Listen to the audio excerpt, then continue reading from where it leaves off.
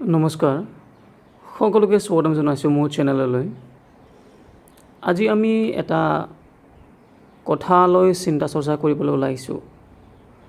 বিষয়টো হ'ল DWৰ অধীনত যেটো LP UP এপইন্টমেন্ট বা ৰিক্ৰুটমেন্ট হ'বলগীয়া আছে সেইটো ওপৰত বিষয়টো। আমি যদি এতিয়া এই ক্ষেত্ৰত এটা প্ৰশ্ন কৰো কি চলি আছে কি হৈ আছে আমি এটোহে ক'ব লাগিব যে এটা যুদ্ধ চলি আছে NIOS ক্যান্ডিডেটবোৰৰ মাজত অৰ্থাৎ NIOS ক্যান্ডিডেটবোৰ আৰু ৰেগুলাৰ DLED ক্যান্ডিডেটবোৰৰ মাজত।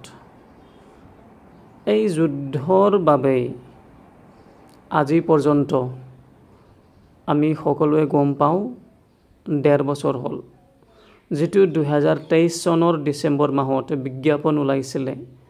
এই বিজ্ঞাপনৰ যেটো এপইন্টমেন্ট আজিলৈকে দিব পৰা হোৱা নাই। কিয়? কাৰণ এই যুদ্ধৰ বাবে কেছৰ ওপৰত কেছ চলি আহি আছে। হাই কোৰ্ট কেছ কেতিয়াবা সুপ্ৰিম কোৰ্ট কেছও চলি আহি আছে। অৱশ্যে এই কেছ কেটা গোটেইবোৰ যেটো কেছ এই কেছটো ক'বলৈ গ'লে NIOS প্ৰাৰ্থীবোৰে জিকি আহি আছে। এটা ৰিসেন্টলি যেটো NIOS প্ৰাৰ্থীবিলাকে কেছ জিকিলে এই যেটো অৰ্ডাৰ বা হিয়াৰিঙত যে অৰ্ডাৰ দিলে যে তেওঁলোককো ইনক্লুড কৰিব লাগে বুলি তেওঁলোককো ইনক্লুড কৰিলে এই যেটো সিলেকশন প্ৰসেছত। কিন্তু আমাৰ অসমৰ যেটো DEE অৰ্থাৎ শিক্ষা বিভাগ এই শিক্ষা বিভাগে এডুকেশন ডিপাৰ্টমেন্টে এটা প্ৰসিজাৰত যাবলৈ তেওঁলোকে বিচাৰিলে যে সকলো NIOS প্ৰাৰ্থীবোৰ যিবিলাকৰ নাম FDV অৰ্থাৎ ফিজিক্যাল ডকুমেন্ট ভেৰিফিকেশন লিষ্টত আহিব তেওঁলোকক চালি জাৰি চোৱা হ'ব তেওঁলোক জেনুইন হয় নে নহয়। আৰু সেইবাবে কি হ'ল তেওঁলোকৰ পৰা বহুতো নথিপত্ৰ অৰ্থাৎ প্ৰুফ বিচাৰিছে তেওঁলোকে সঁচাকৈ জেনুইন হয় নে নহয়। এই প্ৰসংগত মই বিতং ক'বলৈ নাযাওঁ আপোনালোকে চাগে গম পায়। এতিয়া বহুতো প্ৰাৰ্থীবিলাকে দিব পৰা নাই যেনেকৈ UDAS প্লাছৰ যেটো ৰেকৰ্ড সেইটো দিব পৰা নাই মেইনলি সেইটো। এতিয়া কথাটো হ'ল যিহেতু তেওঁলোকে দিব পৰা নাই সেইবাবে এতিয়া আকৌ হাই কোৰ্ট কেছ এটা আকৌ কৰিলে আৰু এই হাই কোৰ্ট কেছৰ যেটো হিয়াৰিং আজি আছিলে কিন্তু এই হিয়াৰিঙত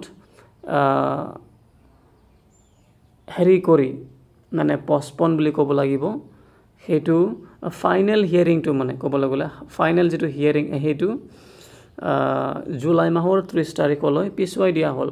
তাৰ মানে আমি ইয়াৰ পৰা আমি এতিয়া কথা এটাটো বুজি পালো যে আপোনালোকৰ যেটো ফিজিক্যাল ডকুমেন্ট ভেৰিফিকেশন ইয়াত অলপ প্ৰভাৱ পৰিব।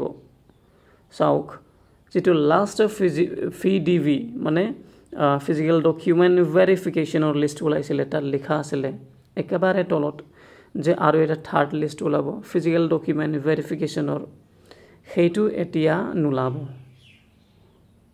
সেইটো এতিয়া তেতিয়াহে ওলাব যেতিয়া এই যেটো ফাইনেল হিয়াৰিং এই ফাইনেল হিয়াৰিংটো 30 জুলাইত আহিব তাৰ পাছতহে। গতিকে এই গোটেই কথাবোৰ আপোনালোকে অলপ চালি জাৰি চাব। আৰু হেই নহয় পষ্টপন যেটো হ'বলৈ গৈ আছে থাৰ্ড ফিজিক্যাল ডকুমেন্ট ভেৰিফিকেশন তাৰ উপৰিও এই পষ্টপন হোৱাৰ লগে লগে আপোনালোকৰ যেটো মেৰিট লিষ্টে ওলাবলগীয়া আছিলে সময়মতে সেইটো এতিয়া অলপ প্ৰভাৱ পৰিব তাৰ ওপৰত মানে সেইটো অলপ হ'লেও এতিয়া দেৰি হ'ব। ইয়াৰ বাবে যাৰ ফলস্বৰূপে আপোনালোকৰ মাজত এতিয়া টেনচন উৎপন্ন হ'ব এটা ইম্পেশেন্স বুলি কোৱা যেটো টাৰ্ম সেইটো আপোনালোকৰ মাজত এতিয়া আহি পৰিব। এতিয়া সলিউশনটো কি বাৰু? এতিয়া আমি যিসকল ৰেগুলাৰ, ঠিক আছে, ৰেগুলাৰবিলাকৰ কথাটো কৈছোঁ। এই ক্ষেত্ৰত মই ভাবোঁ আপোনালোকে এতিয়া ৰখিবহে লাগিব, কৰিবতো নোৱাৰি একো। তেওঁলোকে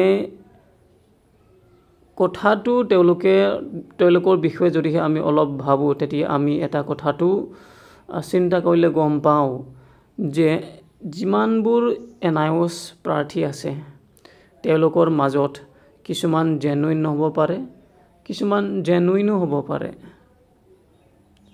এতিয়া এই জেনুইন নোহোৱাবোৰ কেঞ্চেল হ'বই, সেইটোতো ঠিকেই আছে, কিন্তু যিবোৰ জেনুইন আছিলে তেওঁলোক কেঞ্চেল হ'ব নালাগে। আমি এটা কথাটো গম পাওঁ, 2017 চনৰ ইয়াতে ডেট দিছে, ডেডলাইন, যে সেই সময়ৰ ইউৰাছ+ ৰেকৰ্ড লাগে বুলি কৈছে। এতিয়া সেই সময়ত অনলাইন নাছিলে ইউৰাছ+টো, আৰু সেইবাবে কিছুমানে দিব পৰা নাই, কথাটো সেইটো। এতিয়া আকৌ অলপমান আপোনালোকক কথাটো এটাটো জনাই দিওঁ। এই সময়ত অনলাইন হোৱা নাছিল যদিও যেতিয়া অনলাইন হৈছিলে তেতিয়া তেওঁলোকৰ নামটো যেতিয়া ইউৰাছ+ত লগোৱা হৈছিল, এড কৰা হৈছিল, তেতিয়া জইনিং ডেটটো সেই সময়ৰ 2017 চনৰ আগৰ দিব পৰা পাৰিব লাগিছিল। এতিয়া কথাটো কিমানলৈকে কি প্ৰব্লেম হৈ আছে সেইটো আমি ক'ব নোৱাৰোঁ।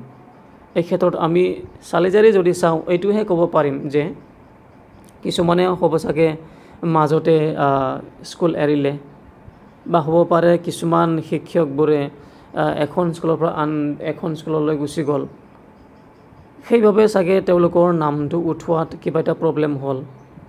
গতিকে তেওঁলোক যদিও জেনুইন আছিলে, তেওঁলোক এটা বঞ্চিত হ'ব লাগিব, আৰু সেইবাবে নিজৰ যিটো অধিকাৰ, এই অধিকাৰটো তেওঁলোকে পাবলৈ হাইকোৰ্টৰ ওচৰ চাপিছে এতিয়া। আৰু সেইবাবে মই ভাবোঁ কেইদিনমান, আৰু বেছি দিন নাই, আৰু ক'বলৈ গ'লে এমাহ আছে, এই এমাহটো ৰখাটো বহুতো গুৰুত্বপূৰ্ণ বুলি মই ভাবোঁ। কাৰণ আজিলৈকে 1.5 মাহ হ'ল, 1.5 মাহ বেছিয়ে হ'ল ক'বলৈ গ'লে। গতিকে 1.5 মাহ যিহেতু পেচেঞ্চ আপোনালোকে ৰাখিলে, সেইবাবে আৰু এমাহটো অলপমান ৰখি দিব, যাতে আপোনালোকৰ যিটো অপেক্ষা কৰাৰ যিটো ফল, এই ফলটো যাতে আপোনালোকে এটা পজিটিভভাৱে পায়। চাওক, যিবিলাকে জেনুইন নহয় তেওঁলোকেতো এলিমিনেট হ'বই, আৰু যিবিলাকে জেনুইন হয় তেওঁলোকে পাব, কথাটো সেইটোৱেই। আৰু যিবিলাকৰ যিবোৰ নম্বৰ, সেই নম্বৰটো কাট অফত আহিব, যিবিলাকৰ জেনুইন, ৰেগুলাৰে হওক বা NIOS প্ৰাৰ্থীবোৰেই হওক, যিবিলাকৰ নম্বৰ কাট অফত আহিবলগীয়া বা আহিব, তেওঁলোকে যিমানেই লেট নহওক কিয় বা আগতীয়াকেই নহওক কিয় তেওঁলোকৰ চাকৰিটো হ'বই। সেইবাবে যিহেতু ইমান দেৰিলৈকে আপোনালোকে ৰখিবলগীয়া হ'ল বা ৰখিলে, সেইবাবে আৰু কেইদিনমান ৰখি দিব, আপোনালোকৰ সুবিধাৰ্থে বুলি ক'ব লাগিব। কাৰণ এই যিটো কোৰ্ট কেছ চলি আছে, এতিয়া কোৰ্ট কেছ চলাৰ পাছতো কোনো একোটো কৰিব নোৱাৰি, ৰখিবই লাগিব। সেইবাবে কথাটো আপোনালোকক এই কথাকে জনাই এই সৰু ভিডিঅ'টো সামৰণি মাৰিছোঁ। ধন্যবাদ।